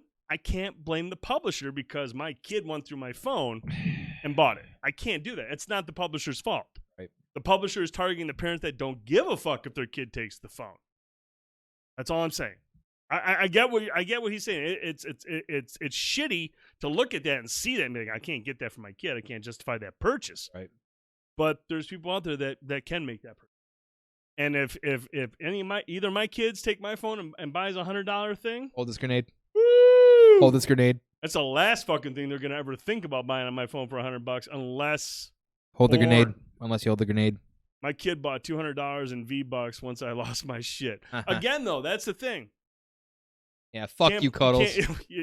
Actually, first of all, you deserve it. Fuck you, Cuddles. It. You know, I wanted to say, man, that sucks, but you know what? No, you deserve it, Cuddles. You deserve it. No, I'm just joking. But at the same time, man, you know, it's just you can't blame the publisher for that. You can't. Because there's people out there who don't care. I agree with Cuddles on that. Fuck Fortnite. Jared said, my biggest gripe with these mobile apps is that $99 pack doesn't get you shit for the game, like 2 hours of gameplay. Again, I get it. It does suck. It does suck, but some people just don't fucking care. Suckers born every minute, and you're a sucker. How you like that, Jared? I used to call 1-800 numbers and try and buy things when I was younger. Haha, it was a lot harder back then. I could call 800 numbers and actually, what was it? 900 numbers. Was it 900 numbers back in the day? You fucking pervert. Wait, what? First of all, I want to say hi because Booty. What's happening, Booty Haver? Booty Haver. What up? Nice to see you. Glad to have you here. Somebody local, somebody I appreciate and look up to. She's awesome. If you haven't had a chance to give her a follow here, she is a Twitch affiliate as well too, and she's got some great content coming. It sounds like. So I had some roommates. Shut up, Prime. Back in 2000, And I was at work one day, and I get back from work, and they're like, dude, the phone bill came today, and it's really expensive. I'm going to have my mom pay for it. I'm like, look at me, like, what are you fucking talking about? They didn't they called Miss Cleo, literally called Miss Cleo, and were so convinced that she was like literally real. She's the Jamaican one. Right, Yeah, the psychic, right? Yep. Racked up a $250 phone bill. And check this. They were like, why they thought she, like, legit. She's like, I'm thinking of Anthony because my real name's Anthony, right? Anthony. Yeah. Call her fucking ID, you dumbass. I looked right and said, she's probably got caller ID, and they look like they just been deer in headlights. Like, caller ID. Like, are you fucking kidding me, you dumbasses? No, get your I remember Miss Cleo. Oh, the roommate had to have his mom pay for the fucking phone bill that month, and I don't give a fuck. Like, pay for the fucking phone bill, but Jesus shit. Oh, that's what happens when you're an idiot. That is, yeah, no joke. It was literally Miss Cleo, the Miss Cleo. Yeah. Call me now, give you a reading. Yeah. You filled up a fucking couple idiot. socks there, you don't. You fucking suckers. You wouldn't say that though, would she? Wouldn't say that. All of the numbers in the back of the Hustlers. Yeah, there's some good ones in there too, honestly. All right, listen up, y'all. You have 4 minutes and 30 seconds. Exclamation mark enter. Exclamation mark enter. Exclamation point enter to get into the drawing for a Funko Pop figure. We have 2 left. 2 left. Let's show them. Look. Here they're live and living color. Deku. Can't see it light. And, can't see it light. Who's this fucking guy? Oh yeah, Mossman. Who's this fucking guy? You have 4 minutes. Exclamation point enter. Hit it into the chat. Join the fucking giveaway and get yourself something sent to you in a timely manner. And while we're doing that, why don't we hit that little link? If you guys peruse the Discords and want to chat and hang out with B&B and Banter and Babble Boys all day, and you got suggestions and thoughts for the shows, comments, or even critiques, look, I got it to work. We'd love to hear this. I done did it. There you go. Join that Discord, everybody. Come and hang out with us. We'd love to have you all day, all night. Get in there. We had to make it. Did you see I had to make a special channel for the Discord this week, by the way? Were you there for any of that conversation? You aware of that? Okay, let me fill you into this. I know you've had a busy work week. I have. Let me fill you in. Look at the softest. Feel me in or feel me up. There's a arm hair huge difference. in the Tri-Cities. I condition it. Good. Conditioner. Good. I appreciate that. Put that all on. So, Sticky, Target, and Arvalus this week, who typically, with those two, also once they get going, I get into the fold and things go, like everybody knows it's the deviant chats, and we go really, really, really NSFW. Mm-hmm. And it got there again in the main chat. So I'm like, all right, let us create a second main chat just for the extra deviant NSFW. Right. Because I'm telling you what, like, they were even me going, damn, that's pretty okay. Fair enough. So I had all the mods are like, oh boy. I was sweating bullets. I'm like, I got to create a separate chat, guys. Everybody's just so we have this here, and we did that for them because they're the whole Discord should be. You're definitely right on that, King. Yeah. Tricky knows. 0 to 100 I know real quick. Tricky didn't comment, but I know he saw that. I know he was. Yeah, it went this way, and I love Sticky. He's amazing. He's funny. I swear to God, he's probably like a nephew or something I didn't know about because he's right here. Yeah, and Arvalus is right there. It gets pretty bad. It gets pretty bad. So we're getting close, guys. It's getting close. Exclamation mark enter. Yes, you got a couple more minutes left. Exclamation point enter. Get in there for the drawing. We want everyone to participate. We want to give you all a chance to win. The more, the better, because that means less of a chance for Prime to win. He's already been removed. Don't worry. All right. Oh, you can only enter once, though. One time. Oh, we see you guys. Oh, nice try. Nice try. All right. It's really exciting because there's like 6 of you that want to see this. Wait. We're going to move to the next topic. Yeah, but we're almost done with the fucking... you want to sit here and circle jerk for a minute? Okay, well, I'm fine with that. Cool kind of. Let's talk. Oh, hey, you know what? To be honest, he did a B&B quickie last night. I did. I'm doing a B&B quickie tomorrow night. Really excited. We're gonna sit down. We're gonna talk about 1997's The Relic, starring Tom Sizemore. A very creepy Tom. Have you Googled Tom Sizemore lately? He's he's a poor man's Kevin Spacey right now. Oh shit. Oh yeah, it ain't good. And which sucks because I really like Tom Sizemore. Yeah, he was a great actor in the 90s. He's not so much of a leading man, even though this was his like one chance to be a leading man. He's always been kind of like that supporting guy, like in Saving Private Ryan. Yeah. He was also in Michael Bay at Pearl Harbor. Wasn't he in Reservoir Dogs or something? That's Michael Madsen. No. I'm trying to think what else Tom Sizemore. He was in something with Robert Downey Jr. Hearts and Souls. Hearts and Souls. There you go. Yep. He got worse as he got older. He did. He completely fell apart. He's a total creep. Homeless chicken. Penelope Ann Miller, and I can't remember the actor's name, but the guy that played Brooks Hadling in Shawshank Redemption. He's the old guy going around in the wheelchair. Johnny Depp. Johnny Depp. That's spot on. But yeah, tomorrow night we're going to talk about The Relic, 1997's The Relic. Really excited to talk about that. That's one of the most underrated horror movies. I wouldn't even say it's horror, but it's a monster movie. It's a monster movie. It's a monster movie.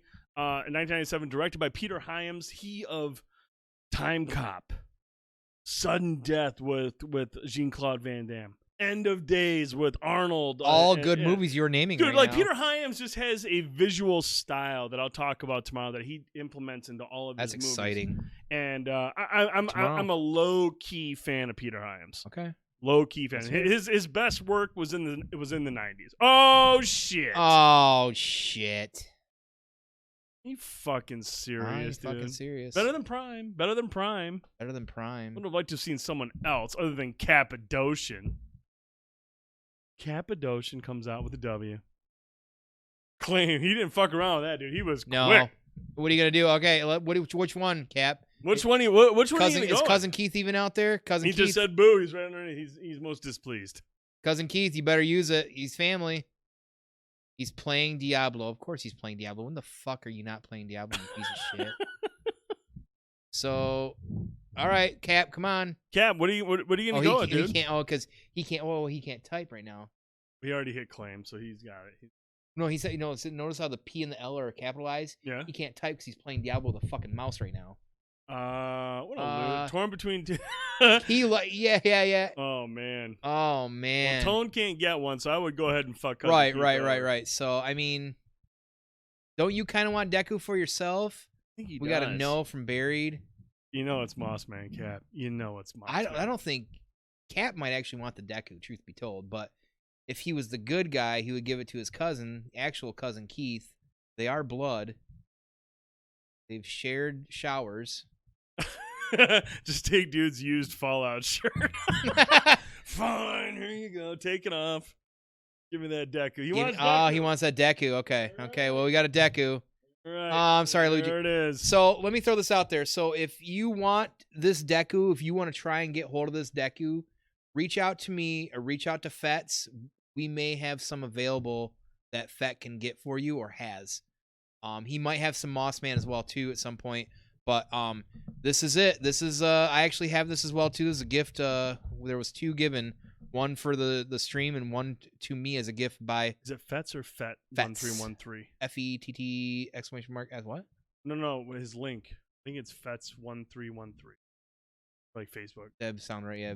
Go ahead and check that. Make sure. I believe it's Fets 1313. That's his page. If you want to inquire about the Deku, hit him up, and he should be able to look up and see what he's got for you. Yeah, and there's a lot. How many out there in the chat was really eyeballing? I know there was at least 2 or 3 eyeballing this Deku. Luigi, Meg, who the fuck else is looking for it? Could have cousin Keith. Do you know what? I'm really shocked. This was going to Cap. I am stunned that the Toys R Us exclusive will be up for grabs. It's flocked. This thing is so fucking rare. Yeah, Toys R Us. This is gonna be the one that we're gonna be going cray for in 2 weeks. This is it, you guys.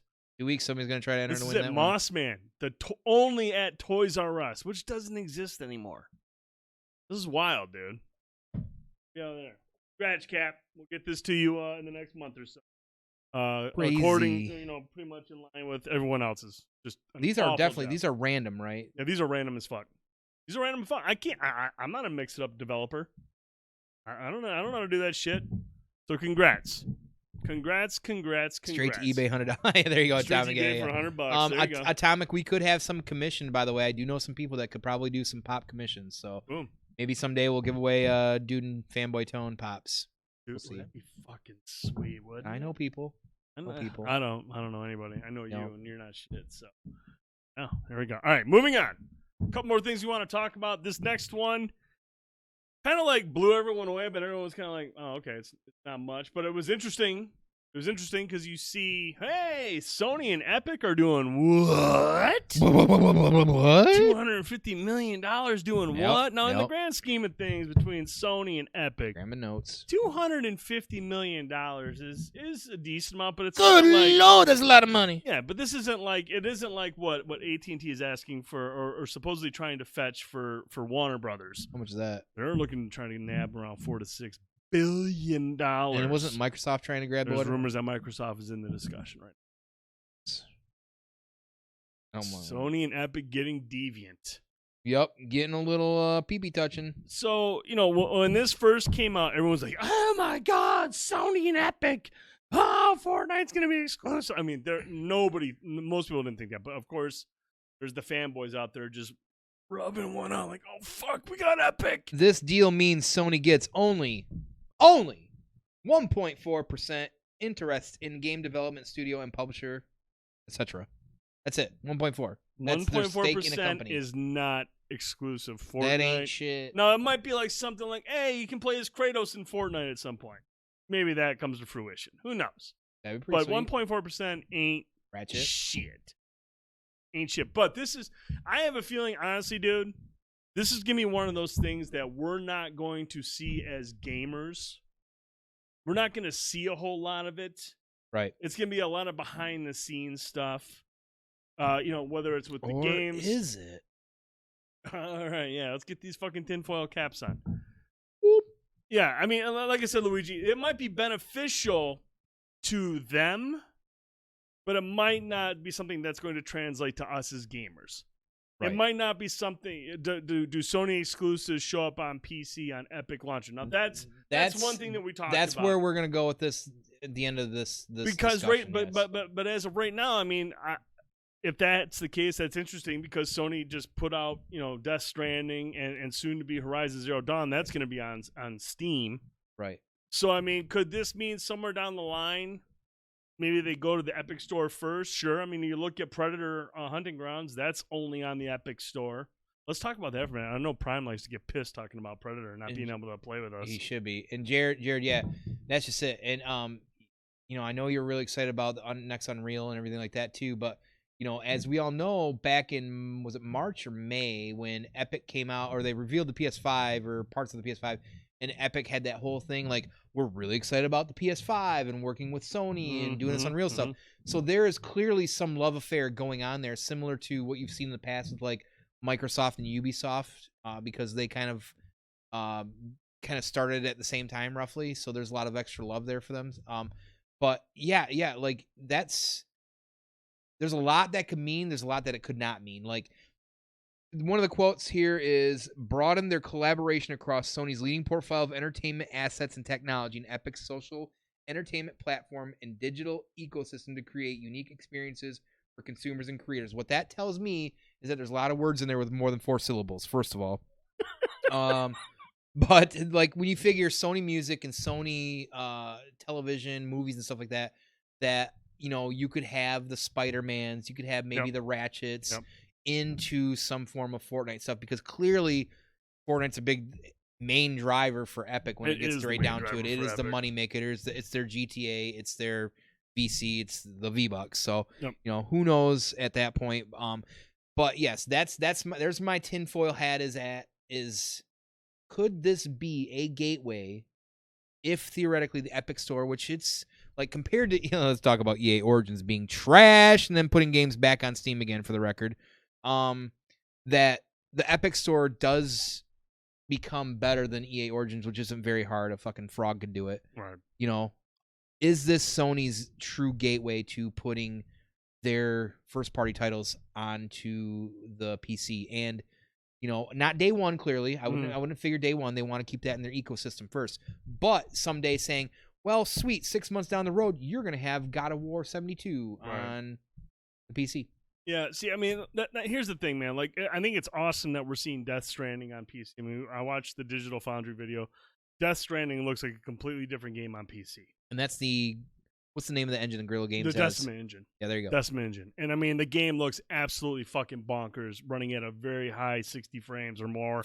It looks beautiful. And I suspect that Horizon Zero Dawn is going to look gorgeous as well. But here's the thing, man. Like I anticipate my thought behind this is like the reason that Sony is pushing out these two games is they're both Decima Engine games. They both run on PC very, very well. They're both going to look fucking stunning on PC. We've already seen it with the Death Stranding. We've seen the trailer for Horizon Zero Dawn. It looks fucking gorgeous. I think this is a way for them to say, hey, look, man, the PS5 is a beefy rig, just like the Xbox Series X. Here's how our games are going to look, or close to it. I mean, the GPUs on the Series X and the PS5 are no fucking joke. These are beefy systems. And for them to kind of get out there and be like, hey, man, here's our fucking some of our best looking first party games. I mean, arguably some of the best stuff they've made in terms of visuals, running at a high frame rate. You put it on a PC, the PC crowd, like, hey, look, yeah, you can play this. You know, Death Stranding was a year, but fucking Horizon Zero Dawn, that's like 4 years old, 3 years old, coming over to PC.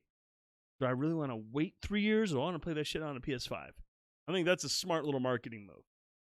You know, that would get me kind of hyped. Right. And the PS5 is going to be beefy as fuck. I can see these games running like this. Well, a lot of PC folks aren't going to buy, like, strictly PC. Like, if you're talking Master Race guys. Depends, though. I mean, yes, if you can play a God of War, or say you're on PC and you play Horizon Zero Dawn, you're like, fuck, this game is wild. And then Horizon Zero Dawn comes out on PS5 next year. Then I got to wait 3 fucking years to play it again. I'm going to buy a PS5. And, you know, like, a lot of the PC crowd don't have to worry about when it comes to, like, Xbox games because a lot of them are transferable anyways, right? Mm-hmm. But if you want some of those serious, like, 9 out of 10 big game exclusives that only the Sony has, you might, instead of waiting, you might get accounts for it as well, too. Says, good point. Being on PC opens the door for, to mods also. Allows you to mod those games up. Oh, shit. Interesting. Yeah, that's interesting. I mean, that's one thing to definitely think about. Unreal and Unity are both investing heavily into movies and TV animation. I did not know that, but that's interesting as well. I mean, and if anyone's into movies and TV animation, it's Sony. Mm-hmm. Sony is it. They make movies. Into the Spider-Verse 2 coming out. Sony Pictures did Greyhound. That's a Sony Pictures joint. What was that? Yep, Sony Pictures. Oh yeah, it was. Yeah, that's right. Yeah, Sony shit. Pictures, Yeah, okay. So I mean, is this something that us as gamers is going to see, like in terms of exclusivity and games like that? I doubt that. Like in terms of like a full-on exclusive title, I don't think that's what they're going for here. I think like what Jared's kind of hinting at, this is more so involving movies and TV and music. It's encompassing everything that there's things bigger than just games, really. Absolutely. Honestly. Absolutely. I mean, games make a lot of money. Look what Star Wars put in fucking Fortnite. What if the next Spider-Man Into the Spider-Verse comes out and you're like, oh, sweet, Miles Morales skin. Mm-hmm. And keep in mind, we are not fucking professionals when it comes to knowing what these deals are about. No, yeah, we're just speculating. Don't know what's... Dude, they could come out and tomorrow and be like, hey, Fortnite 2 is a PS5 exclusive. And I'll be like, fuck, I guess we will see this. Right. No idea. 1.4%. No idea. All we can do is go based on the fucking corporate speak that they put out there and be like, here, I think this is what they're doing. 4 syllables or more. Syllables. And then speculate. Yep. And, you know, we got guys in the chat who are knowledgeable. Jared's very smart. He knows what the fuck's going on with gaming stuff. Yep, so he develops. He knows. You guys aren't professional? Well, see it. No, not professional. Professional drinkers. Definitely professional drinkers. And Stick around, Sony Brian. Comes out tomorrow and says, dude, drinkers. You're a fucking idiot. I'm a fucking professional drinker. Just kidding. All right. Moving on to the final topic of the evening. Final topic of the evening. Ladies and gentlemen, we appreciate you guys hanging out with us as always tonight, too. So thank you so much. This Friday, Ghost Tsushima. The last big first-party title on the PS4 era. The reason I'm burning that midnight oil to fucking finish The Last of Us 2, because I want to try and finish that game so I can get ready to start this one. Ghost of Tsushima 2. Lights out reviews. 85 on Metacritic. Doing incredibly well. It's falling, right now it's falling Last of Us 2 with those ratings. I mean, yeah. A lot of 9s and 10s again. A lot of great reviews for this game. I tried not to read too much into the reviews. I just want to jump into it and play I don't read reviews. The biggest thing I took away that I've seen people talk about on Twitter is just the world itself and the visual presentation. I mean, you can see it in this trailer. I mean, this game looks absolutely fucking beautiful. It looks absolutely fucking beautiful. And then you got the ability to play the game as a Kurosawa mode, where you play it in black and white. Black and white, like you're playing an old school kung fu samurai flick. and grainy black and white. Yep. I'm going to tell you, like, I probably won't play it like that. At first I thought I would, but I won't because I love the colors and the visual pop that this game is. That's where I'm at too. But I can tell you this, there's going to be times where I'm going to play it for minutes at a time in streaks because I'm going to want that feel. That's exactly where I'm at. Because I'm actually, what I'm thinking about doing is just not even fucking around with it and not even doing it until I do a second play. Or, well, yeah, there you go. Or like, I mean, it's a beautiful. I mean, I want to see the colors. I want to see the vibrant colors. I want to see everything pop.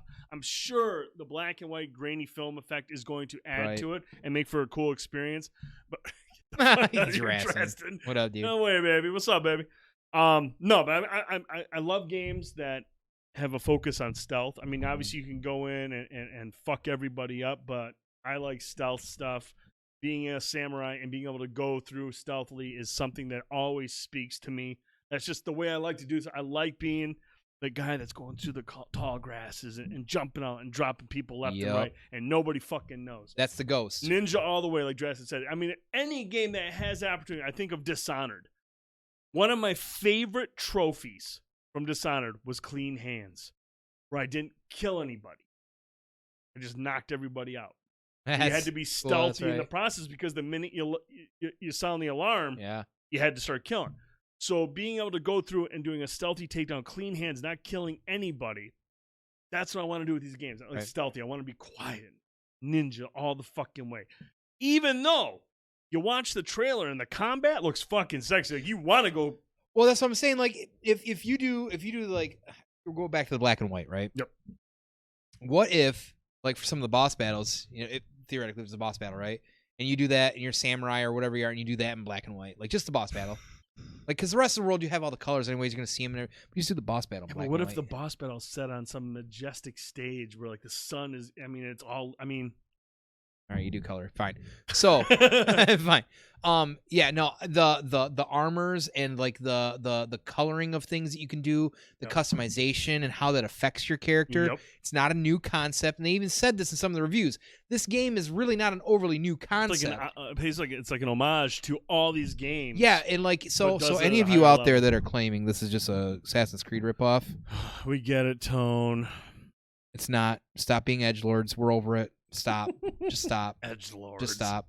Like, just retweeting stuff that somebody else said. You're an edgelord. Stop. There's more to it than that, clearly. There's a lot of thought in there. And Sucker Punch, here's a fun fact. The reason this game is being created is because when they were making... what was the last game they made? Infamous Second Son. Thank you. One of the developers was reading Usagi Yojimbo. If you're not familiar with that name, it's if you're an old school TMNT fan, there was an action figure for Usagi. It's an old school comic book. It's a mutated rabbit that's a samurai. He was reading those heavily then, and he got the idea during making that game for this game. And now years later, here we are, and this game's come to fruition. So there's a lot that's really put into it. So technically, at that point, you could say it kind of came somewhat before parts of Assassin's Creed. So who's fallen? Who now? Oh me, oh my. Oh me, oh my. But yes. I really believe this game is going to be a fun experience. I love the stealth stuff. Yep. I'm a huge fan of it. But there are times where I'm going to walk in there with the armor customization, the sweet helmet with the fucking demon face, the fucking breastplates, and walk in there with a fucking huge-ass fucking sword and want to go toe-to-toe with somebody instead of just... Yeah. From my understanding, the soundtrack is available now. It's parts of it. And listen to some of the soundtrack. It's fucking just an incredible score. I mean, it sounds great. Like when you take bits and pieces of, not the full thing, just a couple tracks, but you take that and you take the map. And obviously, it's a huge map, and it's just this beautiful. I mean, the only thing I keep seeing on Twitter, people saying it is one of the most beautiful open worlds ever created. And they said like the map and stuff like that. Like again, for just to compare. Unlike Assassin's Creed and stuff like that, it's not gonna like have a bunch of markers and stuff like that. Your hand is not gonna be held in this. You gotta follow the wind. Ooh. You gotta follow the wind. Yeah, you can use that as a guide. That's the kind of like the guide for you, and then you look for markers. Not so much markers, but like environmental effects. Like if there's I know my cat is having a fucking orgasm right now. I'm sorry. I know. She's having an orgasm.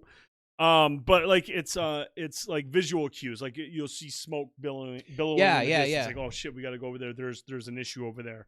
Or a point. Drassen brings up something.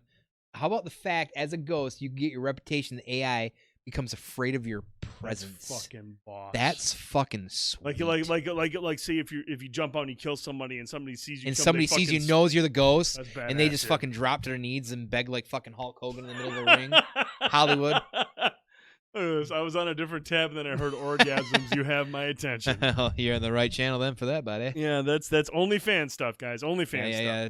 $6.99 a month. We raised a buck. But I mean, look, the game. It's a sucker punch joint. I mean, I was a big fan of the Infamous games, especially the first one. The second one was good. The third one I really like. I love Second Son. And man, when they added the PS Pro enhancements, where like the HDR kicked in with that game. Just looks incredible. I love I love Sucker Punch's attention to detail when it comes to creating a world. Their combat has always been really, really awesome. Luigi's mentioned, stances are cool too. There's different stances. I'm telling you, until you play this game's way more layered than just being Assassin's Creed clone. I think Sekiro had different stances as well, if I'm correct. Or am I thinking of For Honor? I think For Honor had different stances. I'm almost certain For Honor had different stances. Any word of texture updates? So any game that comes out from, I think, Last of Us 2 or even earlier going forward will be for sure compatible with PS5. They have to be. And since it's an in-house title... Yeah, I would fully expect first-party titles. I wouldn't say all of them, but I would say they're probably the cutoff for first-party titles is probably a little bit further along than what we are. I believe it was July 15th. Any third-party... Was it July? See, I thought it was June. July 15th. Anything submitted after July 15th has to be compatible with PS5. So that means technically Ghost wouldn't have been some... Ghost will go, but that's first party. Okay. Ghost is just... I'm assuming first party shit is probably almost... I'm assuming because we're getting a Death Stranding... PS4 Atomic. We're getting a Death Stranding port to PC and a Horizon Zero Dawn port to PC. I'm assuming those games are going to come into play as well and have some kind of an update. Right. Because the PS5 and the Xbox Series X are essentially PCs at this point. You can't modify them, but that's what Mark Cerny said when the PS4 was created. We got to make the system more approachable to developers, make it easier to develop for. Right. It's going to be the same thing going forward with the PS5 and the Xbox Series X. Xbox has always been more of a PC build. The PlayStation 3 was obviously not the case. PS4, they learned from that, and I'm sure they learned even more from PS5. These games are all going to be very easy to develop to make sure that they can get these games on their systems. You guys know about the patent that PS5 signed that could have possible backwards compatible for all previous... there's a rumor kicking around with that too, but the problem is we also had rumors that price drops are going to drop on Monday, and that didn't come to... Yeah, man, so that did not come to... The world was waiting on Everybody Monday. Was holding their breath all day and not a goddamn thing, and if that isn't very Sony of you, I don't know what the fuck is. And see, here's the thing, man. It made sense, but it would make sense this week because next week Xbox has their big show for the first party stuff. Sony and Xbox are always going to try to fucking do something to undercut the other person. Mm-hmm. Now, do I think it would have been Monday would have been a good day to do a PS5 price reveal? No. But I think Monday next week is. You don't want to put out the news about PS5 pre-orders and all that shit and pricing. You want to let the Ghost of Tsushima come out and have its moment. But if Sony wants to continue the trend of what they've been doing to one another, trying to one-up one another, sometime between Monday and whenever the fuck is the 23rd, I think that's Thursday, sometime between Monday, I could totally see Sony come out going, hey, you can go pre-order. Go pre-order now. Here's the price.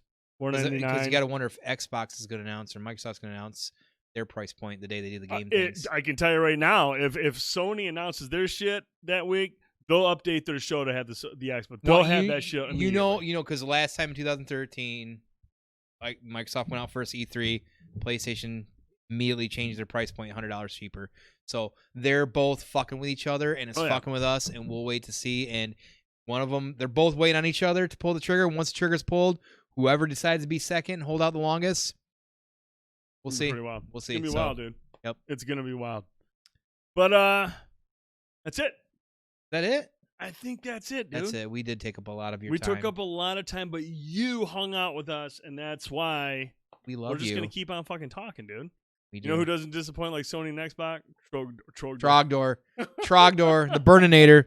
The Burninator. I said consummate, V's. Consummate. That is going to do it for tonight's episode of Banter and Babble. As always, You folks in the chat make this go. Yeah, you are Banter and Babble. Make this fun. This doesn't go, what are we at? An hour and 40 minutes if you're not in the chat. Yep, so we thank you. It's simple as that. It doesn't go this long unless you guys are in the chat, and we can't thank you guys and girls enough. Seriously, everybody in here tonight, thank you so much for coming. Thank you so much for hanging out. Yes. Thank you so much for participating in the giveaway. Seriously. One more. Uno, por favor. 2 weeks. Mossman is up for grabs. Mossman is up for grabs. This is going to be it. But we love doing this because we love hanging out with you guys and girls. We appreciate you guys being here every single week. If you ever can't... Interesting. If you can't make the show live, that's quite all right. It'll be uploaded to YouTube, Facebook, all that shit the next day. It'll be up on iTunes, Spotify. If you like to listen to your stuff, check it out there. If you guys do listen to it on iTunes, there, give us 5 stars if you like the show. Go in there and give it a 5. Just hit 5 stars. If you want to write something up about why the show is really, really good, fucking love that too. But you don't have to. Oh, but we only want the 5 stars if you really like the show. Be honest. If you're not ready to give it 5 stars, send us an email, hit us up in DMs, let us know what we need to do to make it 5 stars with everything except giving Prime the final Mossman. Yeah, fucking Prime. That's the exception. We won't do that. But we want to get you guys' thoughts. If you like the show, when it pops up on YouTube, give it a thumbs up, share it. Hit the Discord. In the Discord, get in there, take your shirt off. OnlyFans, Jared. $6.99. Banter and Babble After Dark, Jared. And yes, pop in our Discord. Hit that link for that Discord if you would, my friend. Do that. Don't forget to follow us on social media as well, too. You can check us out on Twitter, Banter and Babble. We've got a Facebook page as well, Banter and Babble. Clearly, you're here on Twitch. If you like us and you haven't yet followed, no, March. Please follow. What up, March? Please follow us. We appreciate that, too. You can find us also our own Twitters and our own This, That's, and the Others. We are on both Twitch and Twitter at TheDude79, at FanboyTone, or / whatever you want. Come hang out with us. We do some also personal streaming as well, too, throughout the week. But tomorrow night we've got a B&B Quickie tomorrow night. Dude is going to be talking about the Relic. On this channel. He'll be on the Banter and Babble channel. I'm talking Friday night. Well, Friday night. The Last of Us 2. Be back at it. Or Ghost of Tsushima. Twitch.tv / TheDude79. Yeah. Quickies are the best. Love the quickies. It's going to be my first quickie. He's done 2. I'm so nervous. He did so good with his 2. Easy peasy. Mario Brothers 3 was really fun last night. Everybody, and I already know, if you were to be able to make it. I already know the Relic is better than Super Mario 3, so I'm cool with this. No. 1997. And just so you guys know, if you want to check out the Relic, it's available now on Amazon Prime Video. For free. If you're a member there, go over there, check out the movie so you can talk about it tomorrow night. I'm really excited to talk about the Relic. I love the Relic. He thought it was meh, but he also thinks Battleborn is a great game. Fuck. Stupid ass. That's not even true. God, I did not expect you to say that, but hey, thank you guys and girls so much for tuning in. I really, really appreciate it. I know Tone really, really appreciates it. You. It means a lot to us. See you guys in 2 weeks for another episode of this. Tomorrow night for a quickie on the Relic 1997. I am your most handsomest host, the Dude 79. This is the funny guy. I'm the most deviant host on all streaming platforms. On all of them, including OnlyFans. Yeah. Oh, yeah. Absolutely. Fanboy Tone. Thank you so much for tuning in tonight. See you soon. Good night, everybody.